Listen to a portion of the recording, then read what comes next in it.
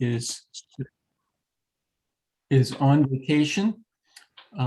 Should be back next week, I think. So I will be filling in.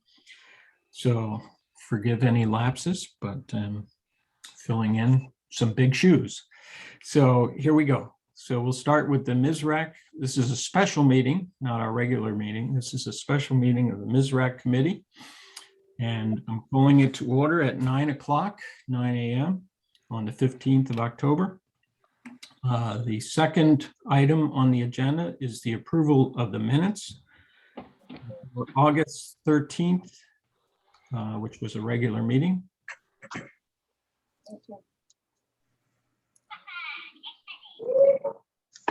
Norma. Hi. Any comments on the meetings? Minutes? Do I hear a motion? I'll make a motion to approve the minutes. Second. Okay, any discussion? Let's have a vote. All in favor of approving the minutes of August 13th? Raise your hand or say aye. Aye. Okay, so passed.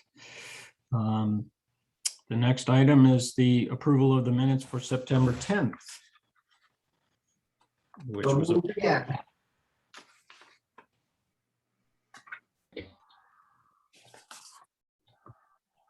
Any comments?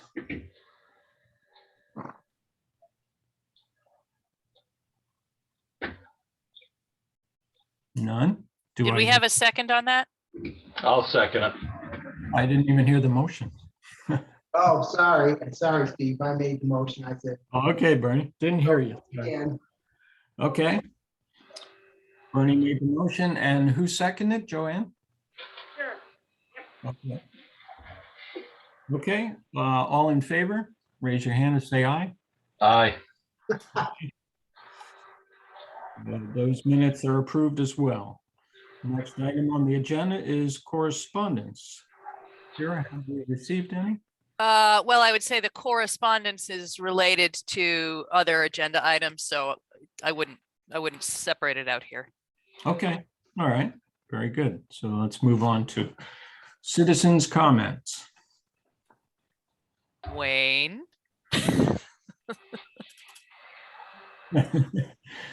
I guess I'll not say a thing. I'm not a citizen, so at least not of Thompson, but thank you. You're a citizen somewhere, so. I'm there, citizen of the world. that's right. All right, we shall move on to committee business then, the heart of the meeting. First item is development of the 630 Riverside Drive. No substantive news. I did have a call during the week. I get them periodically. Development companies call around looking for developable parcels. They don't even often identify their company names. I did put somebody in touch with Peter Lang, but that was as far as that went. I haven't heard anything since. Okay. All right. I guess we can move on to revisions to the FEMA flood map. Yeah, Wayne, do you want to actually take this? I mean, I certainly can take some of it since you're here and more literate in these matters than I am. I can talk about, I guess, mostly what we talked about yesterday. I'm not sure how much it's been spoken.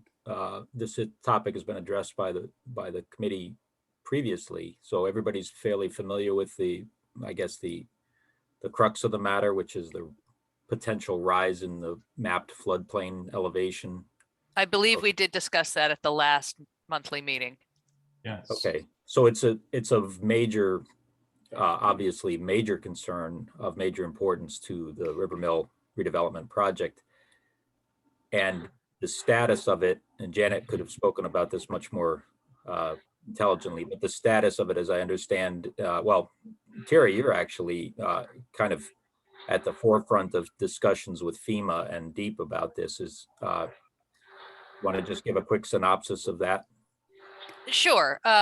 So, after we got this information about the 100-year flood line going up so radically in this particular section of the French River. Uh, you know, on Janet's advice and with Janet's help, we sort of looked for some of the data, found our way to some contacts, notably Diane Ivkovic at CT Deep, who began to act as an intermediary between us and the Boston Fema office, to try to get a hold of their modeling information. I also had a conversation with Ayante Grant, who is a staffer in Rep. Courtney's office, to see if they could intervene a little bit. Following that second conversation, and whether as a result of that or not, I don't really know. We did get the modeling data forwarded to us by CDM Smith. They are the engineering firm who developed all that stuff for FEMA. But essentially we can't really read it because it's provided in a format that you would have to, you know, be an engineer with these particular softwares in order to even open it and look at them. And with Janet away, so we're still struggling with that.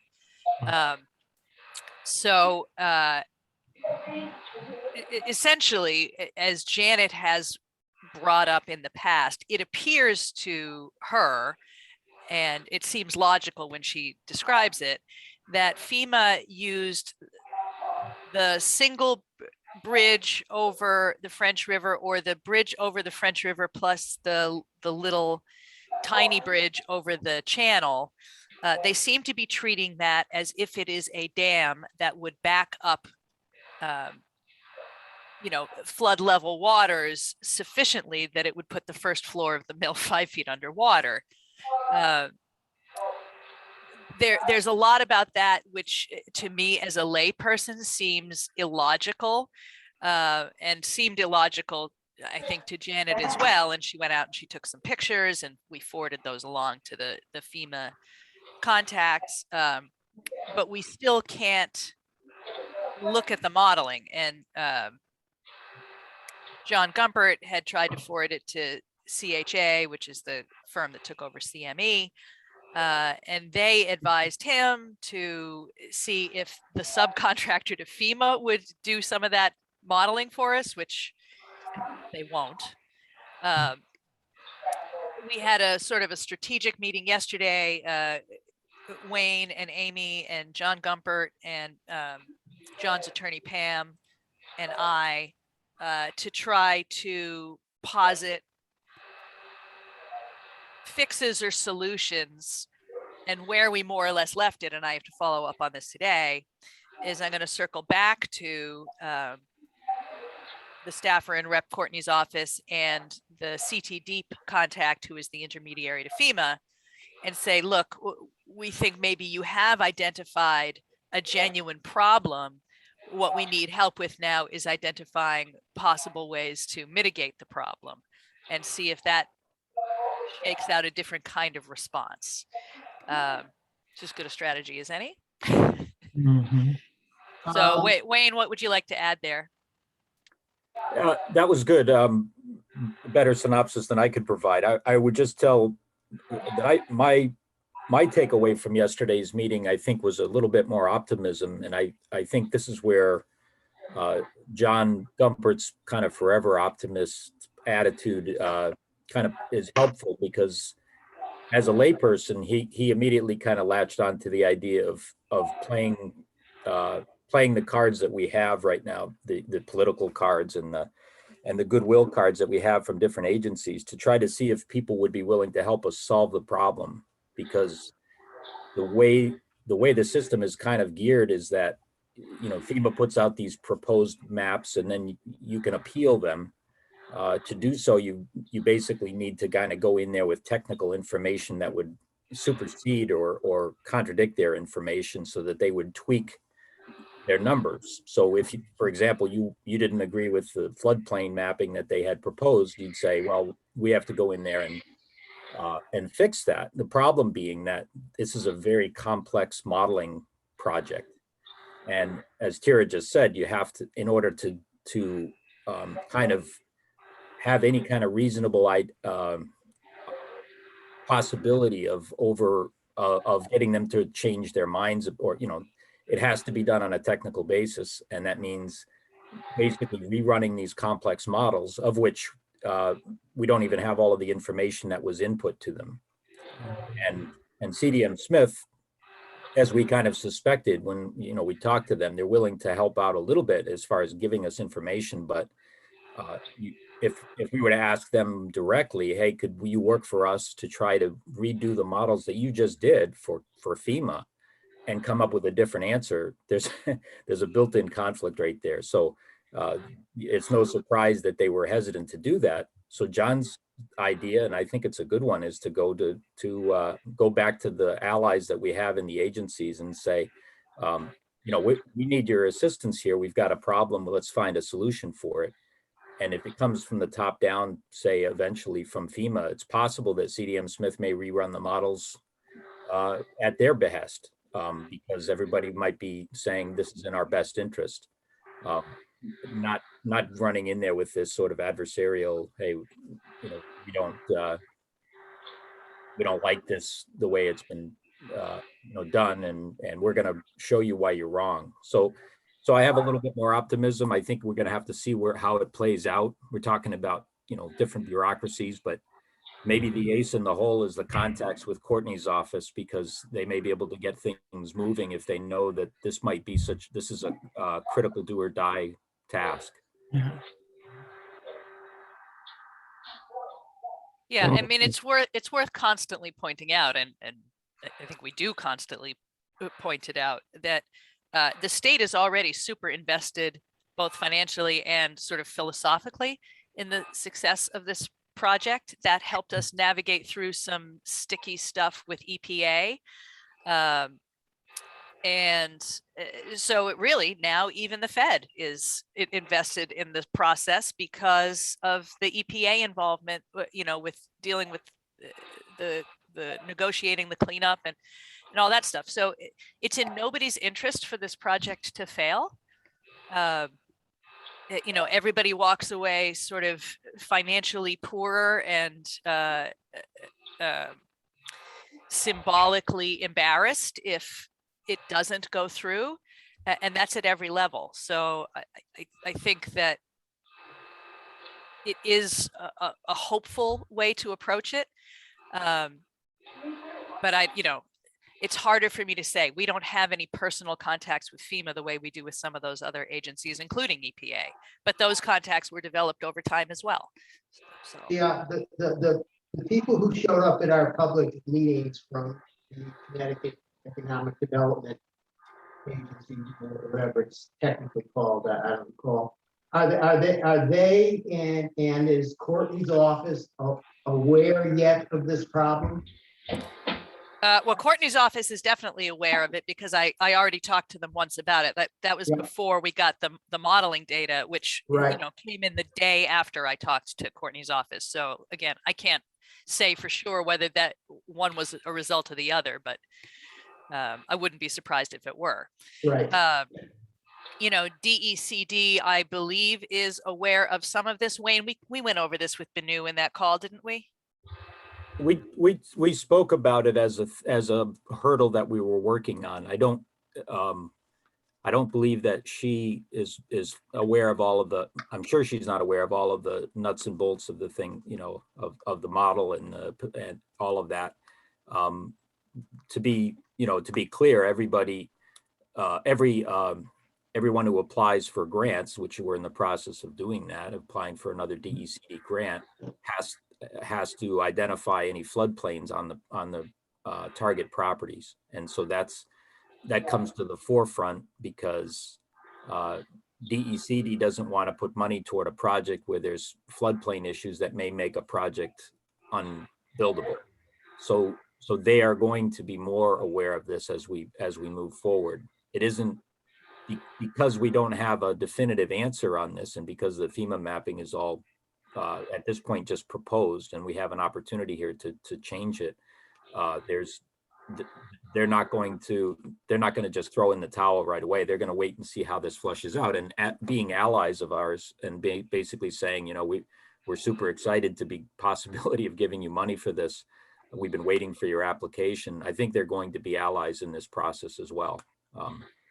And it was also pointed out in our meeting yesterday, when I was just reminded of this by SHPO, that in terms of the developability, the physical developability of the project, because it's a historic building, there are some bypasses to that. The place where there is no known bypass to the floodplain issue is in the HUD financing. So that's the really sticky wicket, is we can demonstrate that it is physically developable no matter what, I believe, but HUD may not care. And that has been Gumpert's main avenue for the bulk of his financing, I believe, although he seems to think he can work around that too. Oh, well, that'd be good. That's Yeah, all right, Bernie. I think he said that he hasn't given up on HUD as a potential source of money. What he thinks that there are a number of ways that HUD could be satisfied that it's a safe project, and these are things that could be built into his design. So that's his first cut. Whether that's has a great chance of success, I think remains to be seen. But it's nice to know that he has sort of a fallback funding. Whatever it may be, he has other ideas about funding the project that wouldn't involve HUD, and therefore there wouldn't be this kiss of death of the floodplain if it can't be resolved. Yeah, it sounds like HUD might be the most profitable, fewest hurdles route to go, but there could be a second alternative that's a step behind it in terms of convenience and profitability, but still feasible. Yeah, I think before we ever get to the point of having to get HUD satisfied or any source of any lender or source of funding, the model, if we're successful in getting, for example, the CDM Smith, who did the original model, if by using these back channel methods of getting them back involved, or an alternative would be to have another engineer look at their models, and rerun them. And this is something we spoke about yesterday. Once those models are built, there's a lot of ways where you can run a lot of different simulation scenarios with those models that would involve potentially some small tweaks of the physical landscape. And well, first of all, backing up, the model could be checked for these things that Janet had sort of pointed out that may have been missed. So, she thinks that there may be some things that might lower the projected new floodplain elevation right from the get-go without making any physical changes. But secondly, there may be some things that you can do physically that would lower that floodplain increase significantly. Things like as simple as changing a guardrail on a bridge from a solid barrier to posts. These are things that Janet hinted at, and she's got experience with that kind of modeling, so that's important.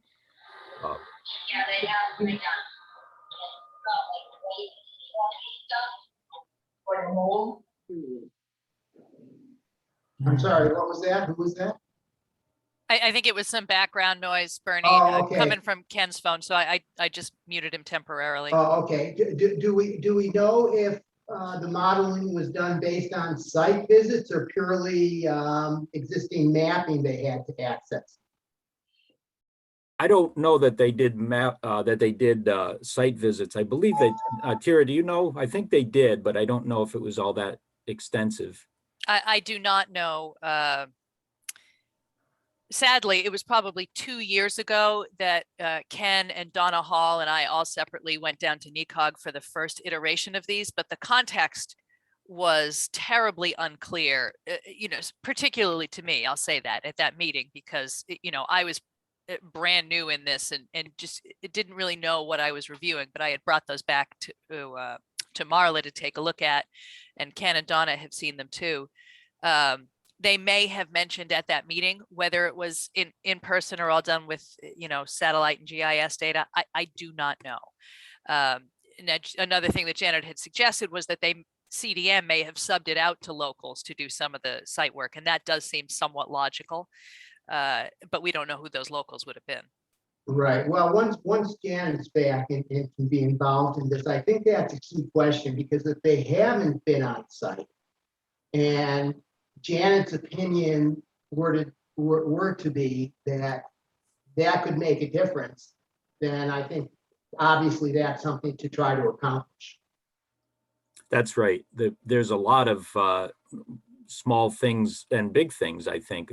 Janet pointed out, for example, that the railroad bridge underneath Riverside Drive was not, in the way she looked, in her look at the model, the sections and the maps that they had, that was not considered. Now, you don't want to have a railroad become a channel, but in fact, at a certain elevation, the water can raise up above and go along the railroad tracks. And the models aren't supposed to, talk about what you'd like to have happen. They're supposed to simulate what would happen. And if the elevation of the railroad tracks and the ground surface underneath the railroad bridge is such that it becomes a relief valve, and that flooding that occurs that raises the water level up and floods the River Street and the parking lot at the mill and at the hardware, behind the hardware, if that all rises up, and this pressure valve, basically this relief valve rather, isn't not included in the model, then the model is going to overestimate the flooding. And which is exactly why I say site visit if it's not done. Yeah. So what they do now is they do surveys. They also use LiDAR, which is, it's a combination of basically light and radar, and laser imagery to make very detailed three-dimensional representations of the landscape. And but it's not perfect, and it needs to be ground truth sometimes. It's like a lot of other types of, as I understand it, I'm not really familiar with it, but it can, like any kind of thing that where you collect data and plug it into software, it can generate incorrect representations because it has to interpolate between different data points. So if, for example, if you have a bridge, it may not, if the imagery isn't quite right, it may not see the bridge. It may see it as a wall. And Right. so, or it may not get the exact dimensions or angles or things like that. My understanding of floodplain mapping and modeling is that it's done with conservative sets of input data, meaning that they don't want to underestimate floods. And so when the model, when the input data gets decided on, a lot of times they're thinking, well, what's the worst case scenario? So if, like, for example, flooding occurs more when the ground surface is really rough. So you imagine that water flowing over a meadow versus water flowing through a forest. The ground surface could be exactly the same elevation, but if you put trees there, that flooding is going to be a lot worse. The same is true if you have floods over roads. If you have a bunch of barriers up, if you have solid guardrails, for example, and you have curbs and things like that, there's a certain roughness coefficient that they put into their model and says this is, and these things, they seem kind of esoteric, but to a modeler, when they decide whether to put this value in or that value in, it can make huge differences during a flood as to how much water gets backed up. And that's why ground truthing this information that gets put into the model is so important. And then once the model is built and you've accounted for all of the reality that's on the ground, you then have the ability conceivably to request a change in the floodplain based on changes that you make in the field. So there's a possibility there then, if you still haven't gotten enough reduction in the model, the floodplain rise, you can redo it with, say, a guardrail that's consisted of posts rather than a solid wall or something to that effect. And the goal here would be to try all of these different things once the model is available to bring those elevations down so that, you know, John's project can go forward. And then he has this in the back of his mind as if he still can't lower it enough so that the mapped floodplain elevation is below the wall, I'm sorry, below the first floor of his building, that he would do some physical things to the building that would satisfy HUD or another lender. So there's this multi-prong approach, I think, that's kind of conceptualized, and the first cut is to try to get all of the modeling, get FEMA to try to be on board. I think that's good because it makes them part of the solution, and also potentially has a way of making things happen faster than they would otherwise. Wayne? Yeah. This is really cynical and from way out in left field, but is this FEMA mapping, is there any politics involved and any chance of you know, someone benefiting from in I don't know, some illicit sort of manner from doing things higher than they really are in terms of flood levels, or is it purely for the public good with no chance for anything nasty like that? I'm not aware of there being any sort of political aspects of floodplain, you know, mapping, but that's not to say, you know, my familiarity with it is just by association with engineers who do this kind of work, and I don't have any expertise in it and no firsthand experience with it. So I couldn't really, you know, it seems like politics permeate everything these days, doesn't it? So I don't, it's a good question. I don't see there being any reason for it to be the case. Yeah, I mean, realistically, if there was a political impetus to monkey with data, it would seem to me that it would be in the opposite direction. I agree. I agree, because that's usually where it's driven, where the money is where it's driven, and the money is where it's from when it's lower, not higher. Of course, unless you're the flood insurance company. Right. Yeah, right. But I mean, it still makes it harder for more people. I just don't see. It doesn't mean it couldn't possibly exist ever or anywhere, but in this instance, I can't imagine.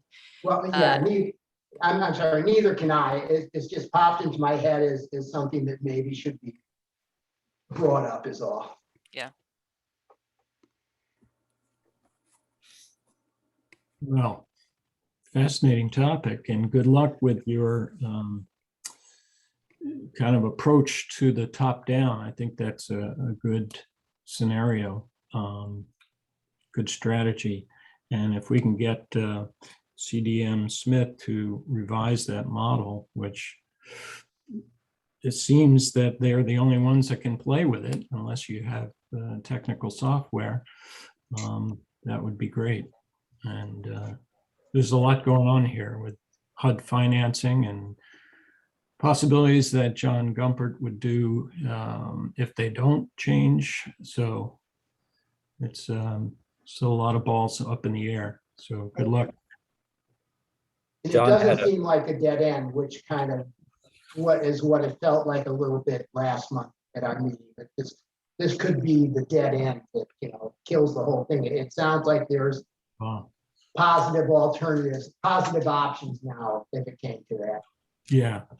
Yeah, John remains ever the optimist, and what did the phrase he used yesterday, Tara? I think he said these projects die 1,000 deaths, and something along those lines. And he said that before. And you know, a good thing about John being the developer in play is his extensive experience on projects close to this scale and in different regions of the country. So, you know, it's good that it wasn't a first-time developer, right? Because that probably would have killed it. Right. So, you know, there are things about working with the developer so far away that have made me anxious in the past, but one of those things is not the knowledge of the process, right? Yeah. The level of relaxation he demonstrates over it, to me, is reassuring, Yeah. even when some other things are less reassuring. So, you know, at this point, he's still optimistic. So if he's still optimistic, I'm still optimistic. It's his money on the table. That's right. That's right. You said almost on this scale, projects almost on this scale. Is this the biggest one he's done? Wayne, think you it might is. know better than but I do think he's done some pretty big ones, but this one's just huge. It's huge. Yeah. Yeah, this is bigger than his biggest one to date was the one you guys have seen before, the Luray Mills in Gastonia, North Carolina. Yeah. Outside of Charlotte. Sorry, Vermonters say Charlotte. Charlotte.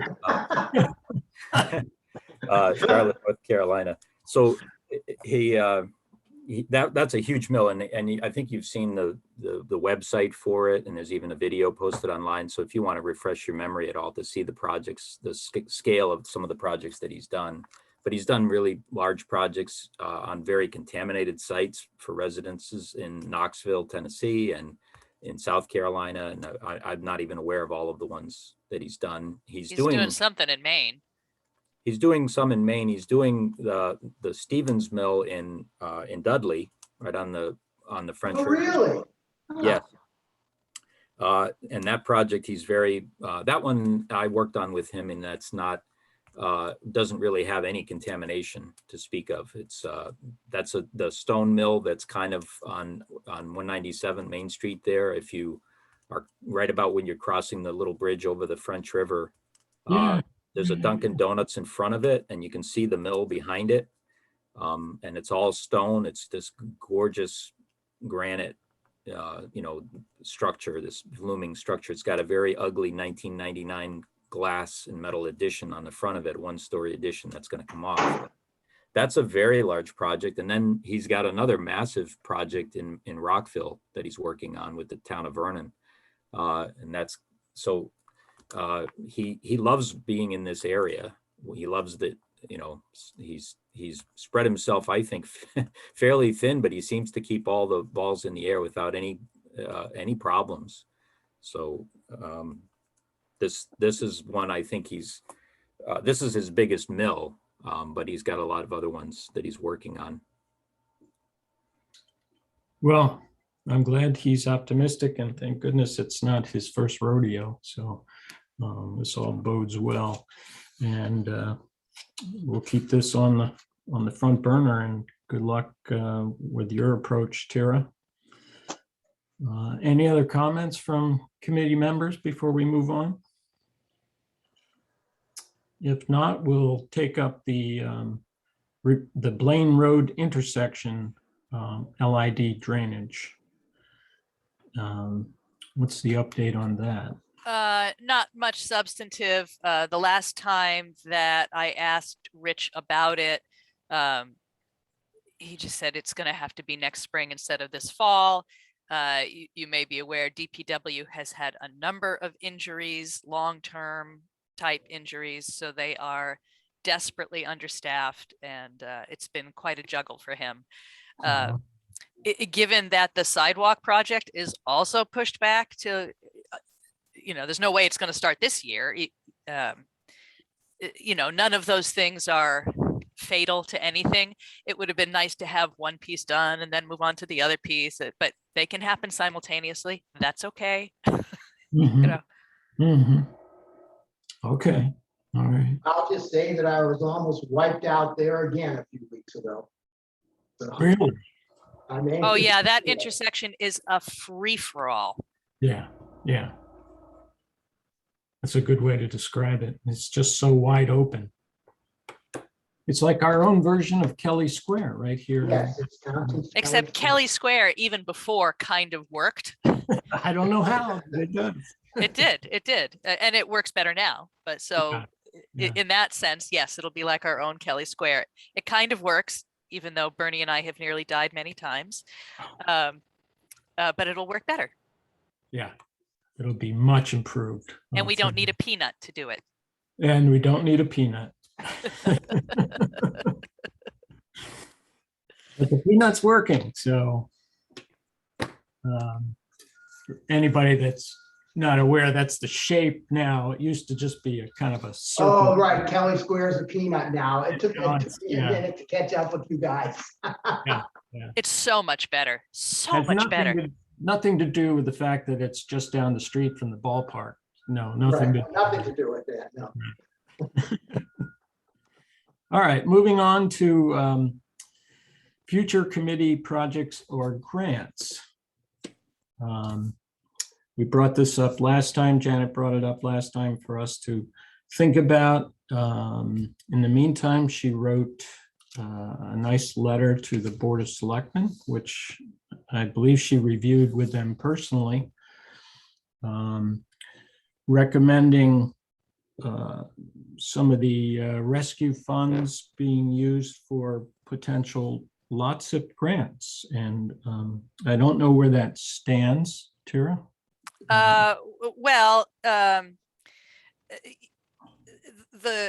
you've all seen, of course, the various summaries and reports that I put together around the public engagement process and the recommendations that I made to the Board of Selectmen, and the fact that they more or less, certainly with some alterations, adopted at least the principle of what I called the option 4, which is, having the tier 1 projects that we're absolutely going to commit those funds to, but then trying to leverage them into a couple of different grants, one of which, the DECD-based Connecticut Communities Challenge Grant, is the primary mechanism that we're hoping to stretch into what, for lack of a better term, I've been calling the tier 2 projects. In other words, all of the stuff that actually has rescue involved, that our public did not favor, but that still was clearly the intent of a good deal of that ARPA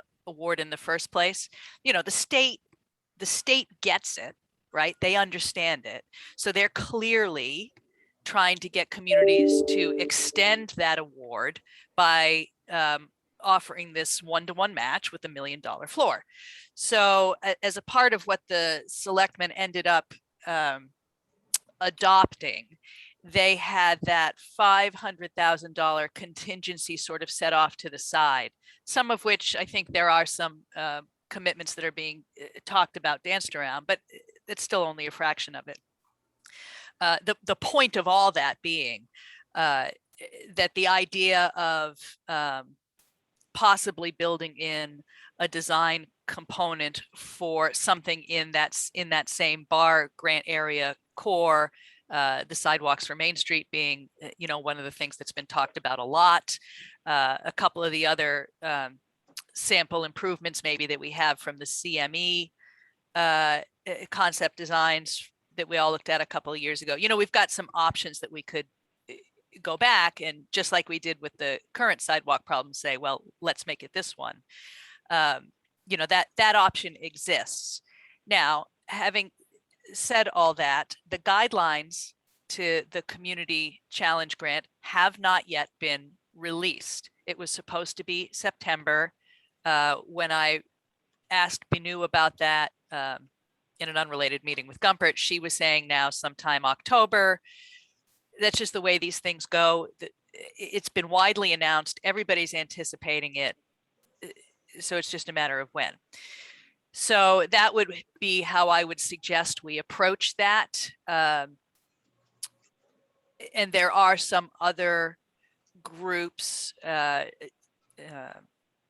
had a meeting earlier this week with a couple of consultants who are working with the Thompson Congregational Church for an adaptive reuse project for that building, which would include a lot of secular uses. They are interested in being a part of that as well. So there's stuff up in the air. So I guess what I'm suggesting after all of that blather is that, once this bar grant is closed, and I was just thinking about this morning on the drive in, I think that is the perfect set of projects for this committee to sort of take on in terms of the thinking through it, the brainstorming of it, assuming that the grant is awarded in some way, the management of the various pieces, because it is really a direct flow from the work of the bar grant, right? It's a neighborhood or community revitalization project intended to build economic development, improve lives on the ground, all of those things. I think that this committee has done tremendous work over, certainly longer than I've been involved. I know Wayne has mentioned that too in the land bank meetings, how extraordinary this group is as a model for other communities who want to approach these kinds of projects. Anyway, so those are my thoughts, and you guys can talk amongst yourselves now. Well, thanks, Tara. I agree with you. I think that would be a great way to use some of that money, which does exactly what it was intended to do. So, any other committee comments on that topic?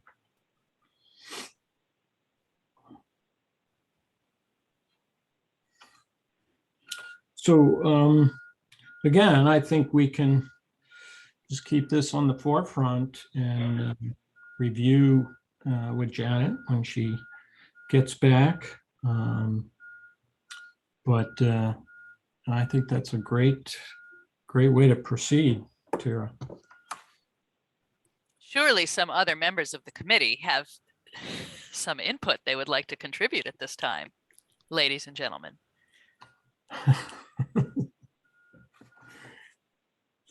I have you mentioned the Main Street sidewalk, and at one time, I think that was kind of part of our original project, and it somehow got eliminated, but I think that would be wonderful to complete that loop with our sidewalk project to go down, what used to be the primary street in North Grosvenordale. I mean, I think the reason it got put off, Steve, was because of the water main work that they were planning at that time. Yeah. I'm pretty sure that's all done now, which means it would be as good a time as any to revisit that. I know. That would be fabulous.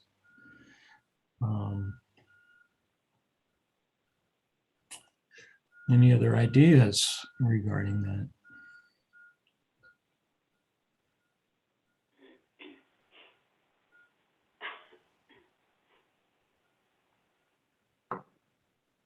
No.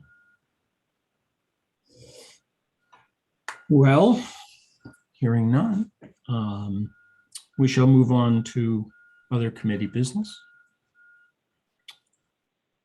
Any comments here, committee members? Tara, I don't know of any other business that's not been discussed. So I guess we can move on to what's closely related is member comments. And hearing none, I guess we shall adjourn.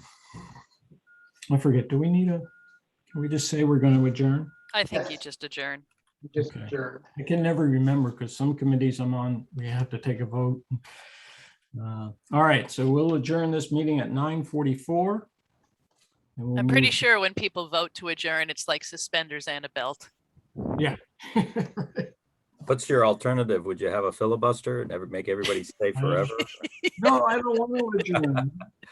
Well, hang out. No, it's just that the general consensus for years and years and years is we all meetings, we always had a motion and a vote to adjourn. And then someone brought up that Robert's rules or something, whatever that is, that no motion is required to adjourn. And so that's when various committees started not doing it. Oh. All right, I guess it prevents someone from wanting to adjourn when something's still being discussed or whatever. But in any case, we'll adjourn the MSRAC meeting at 9:44, and 9:45 we'll start the special meeting of the bar. Right. So call to order. First item is the approval of the August 13th minutes. So moved. Can I just make a comment? They're not dated. I was going to make that same comment, Joanne. It was very confusing, and I just never, so it's August 13th. It just needs to be dated. Yeah. Okay, any other discussion? Did I hear a motion? Bernie, you moved, right? I You- moved, and I don't know who seconded. I'll I did. second the corrected version. Okay. Okay, is that Norma or Joanne? I think it was Yeah. Norma. Okay, Norma seconds. Any discussion? Okay, all in favor? Aye. Aye. So past the August 13 minutes, regular meeting, on to the September 10th regular meeting minutes.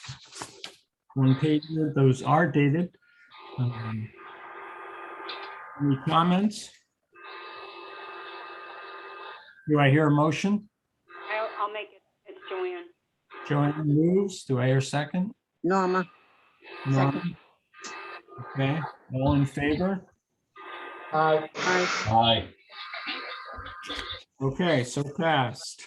Moving on to correspondence, review if we've received any, Terry. Have we?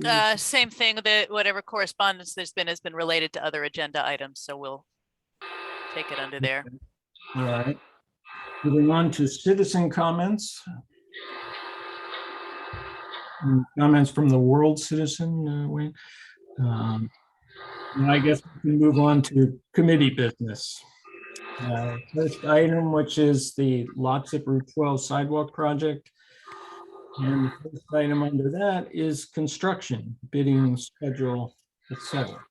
So here is the update. Last week, I spoke to Jonas Lucius, who is one of the CT dot people who are sort of the gatekeepers. And he had told me at that time to expect sort of clearing the next hurdle, which was, now I've got to go back and find it.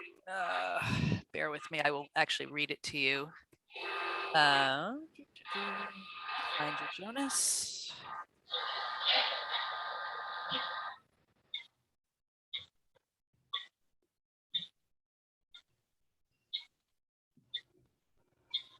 Oh, that's right. I spoke to Jonas on the phone, and then Yu Yang had the direct correspondence from CT dot, so he forwarded it.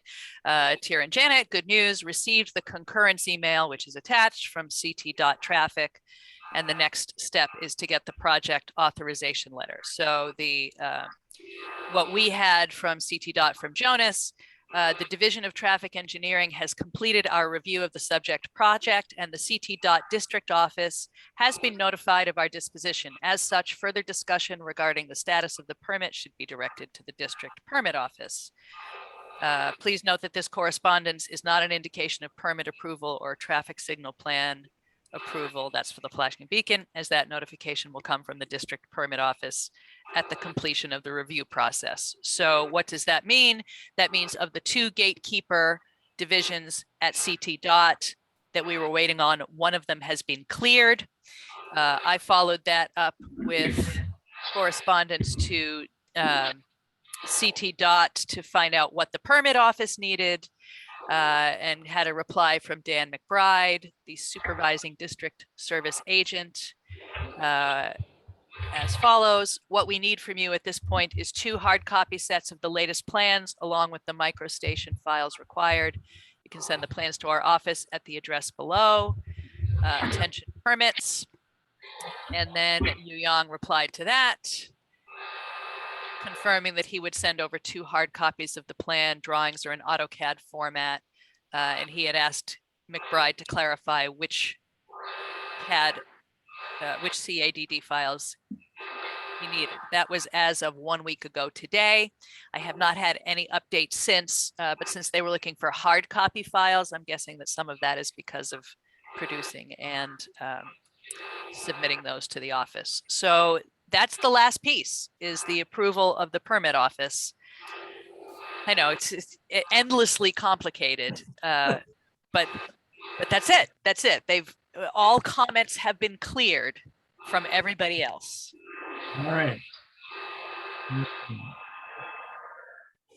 Well, good luck. Yeah, that was good to. We've cleared one hurdle, one to go, huh? Yep. Yeah. Okay, moving on to inspection consultant RFP. So there's no real update on that until we can move forward with the construction bid RFP. That's going to be simultaneous, right? And with the intention that Freeman applies and the likelihood that Freeman will be awarded that contract, Sure.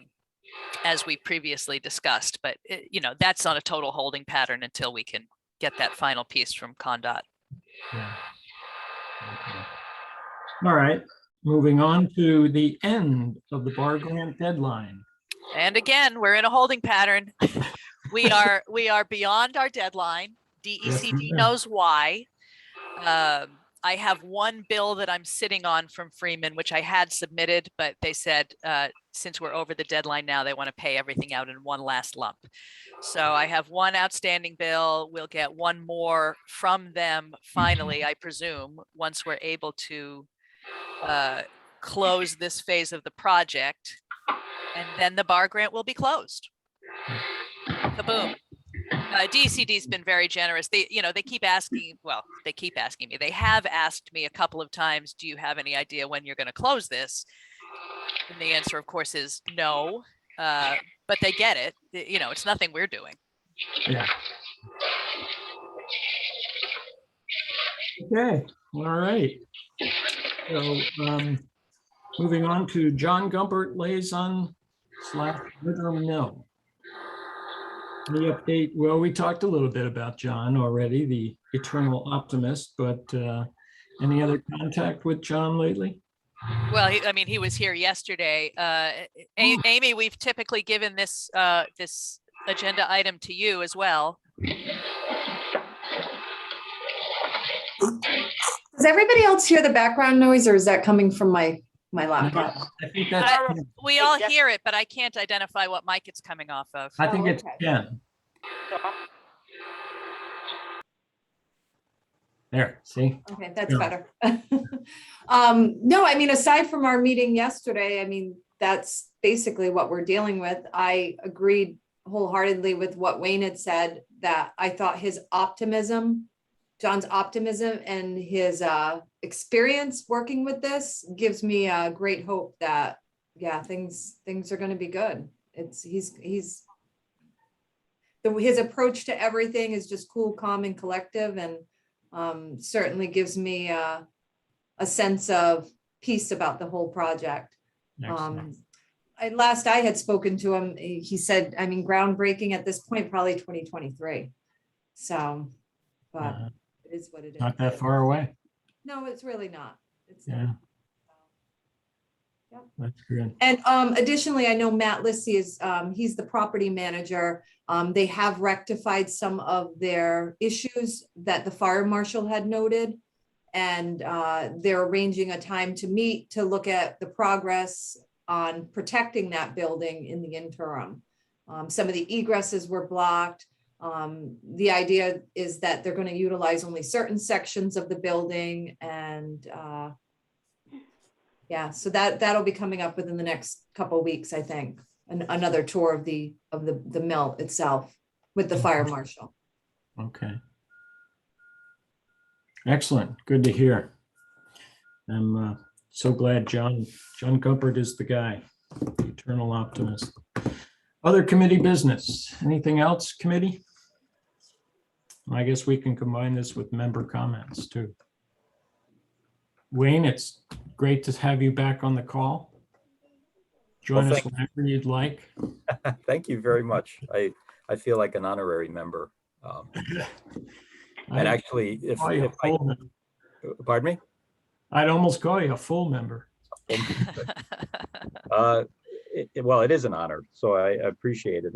And if I could, if it's okay to make a comment here and kind of adding to what Tira had mentioned earlier about, I have been a big, often I use the MSRAC committee and Thompson in general as a great example of when a community can kind of pull together and have some,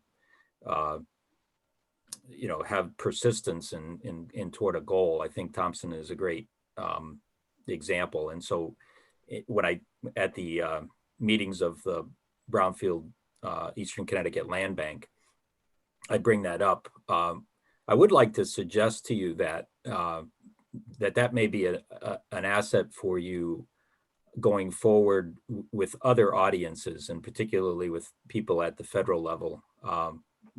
It's difficult sometimes in the brownfield realm, and you're going to have these issues going forward. But a couple things to keep in mind: the BAR grant that you received was modeled after an EPA grant program that's been around for a while. Those aren't given out very much, and they're very competitive. But communities that have received them typically have what you guys have. You have a focused and organized and consistent, group of people that are kind of working toward a goal. And when communities do get those, and you can look them up on the EPA websites of the different cities and towns that have received these BAR grants in the past from EPA, they've capitalized on those in kind of creative ways. It makes people take notice of your community.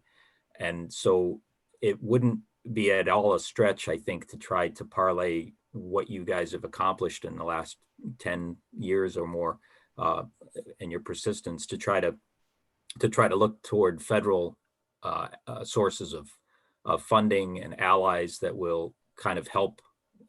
And that can be, I think you're already doing this, but that can be in almost any realm. So the other things, the other assets that the community has, the airline trail and other recreational assets, these are all things that you might be able to look, really capitalize on, your success and your organization to try to get other grants on federal level.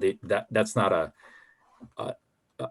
advice I would give to anybody, to other communities that don't have what you guys have done, because I think in most cases, small towns in Eastern Connecticut kind of get overlooked by the feds because, you're small towns in Eastern Connecticut, you're not, but you have kind of a unique, you've accomplished something unique, and I think it's worth trying to see how far you can take it. Looking out deep into the future, the next several years, like what other community or community-based type grant programs and other kinds of assistance that you can get, to even technical assistance from a federal level. I would encourage you to try to take that, because you do have something that very few towns in Connecticut have. Tira, is all that on your radar? Everything's always on my radar, Bernie. I have a wide sweep. Very wide. I know Tira. Speaking of other grants, we didn't mention under any of the stuff about the Gumpert liaison is that Wayne is currently authoring a grant, which, because it has to go through the municipality, which I will be submitting, where we would be essentially acting as the agent for Gumpert to do, and that's a cleanup grant, right, Wayne? That one? Correct. Yeah. So we should have that submitted by next week. And that's federal? No, that's another DECD. Okay. So, while you can never say you're a lock, unless we do something catastrophically stupid in our application process, I can't imagine that they're not going to fund. Wayne said it in a different context earlier. They're waiting for it. So, the implication there is highly positive. But to go back to answer your original question, Bernie, yes, I am constantly prowling the universe for grant opportunities. And now is a very interesting time because the current iteration of the federal government is almost literally throwing money in the air with both hands and saying, catch it. There's a downside to everything, though, which is that with so many opportunities, it is possible to run the risk of attenuating what you're trying to accomplish by trying to hit too many of those points. Like, oh, I could wait for the next one. Oh, I could wait for the next one. So I think that I have come up with a good group of opportunities to focus on in the near term. Good. And then as these things come up at federal and state levels, yeah, I'll continue to pursue them. At some point, though, we'll be back to our old problem, which is the problem of matching. Almost all programs, until quite recently, require matching. And as a community, we have not been good at setting funds aside for that kind of thing. And can be a challenge to cobble together in kind and stuff like that. Right now, that hurdle is lower. So yeah, I'm going to be busy for a while. Well, great. And thank you, Wayne, for your comment about our committee and the suggestion about federal funds. I hadn't really considered that. So that's a good suggestion. Any other comments from members? Yeah, just a question. Amy and Ken, is it legally possible and realistically possible to have a line item in the town budget that collects money over time for matching grants? I mean, I don't see that's much different than the library having a capital account for a roof fund. I wouldn't think it would be illegal. Ken, what do you think? No, that's something we'd have to set up with the Board of Finance for a line item. But I don't, we've always planned in the past for various projects over the years till we accomplish a goal. So it's just a discussion with them and, hopefully it doesn't get raided because of, a budget shortfall or something that could come up in the future. What occurs to me right off the top of my head is, when we were working on the POCD last year, we discovered that the state in its statutes has a sort of a guideline for how to fund economic development commissions, which is something like 1/20th of 1% of a community's grand list, which for Thompson, I think we figured out would have been somewhere between $32,000 and $35,000 last year. Now, what EDC was actually funded for was $15,000 for identified projects, but you could extrapolate that and, make that EDC fund your source of matching grants, since most of what we're talking about has a root in economic and community development. It would be, and I'm just spitballing this based on the question, but that seems to me a very tidy and clearly legal way to accumulate those funds, or at least have them on an annual basis. And if they were assigned to the economic development committee, so to speak, in other words, MSRAC, for example, they couldn't be rated? If it's EDC funds, at least this is how EDC uses its current budget. It's like any other body that has a budget. They vote on how to allocate those funds.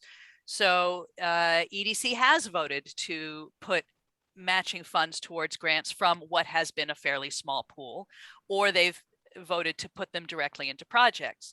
So let's say that, let's just for the sake of tidiness, we use $30,000 for the next fiscal year. And they put 15,000 of that into on the ground projects, and 15,000 gets identified as a line item for grant matching funds. That enables a very clear thread of what funds you can access. The downside of that is that if you're using that statutory guideline, you also can't really exceed 1/20 of 1%. So it puts you out of the realm of the big grants. But sometimes some of them, the grants that are out there, have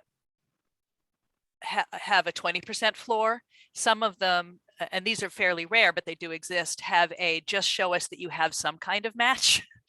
And then some of them, you can supplement that with in-kind and you can cobble it together. And so it doesn't get you everywhere, but it does get you some kind of established framework by which you can do that kind of thing. And unlike other line items in a budget, it doesn't have to go back to the general fund at the end of the fiscal year.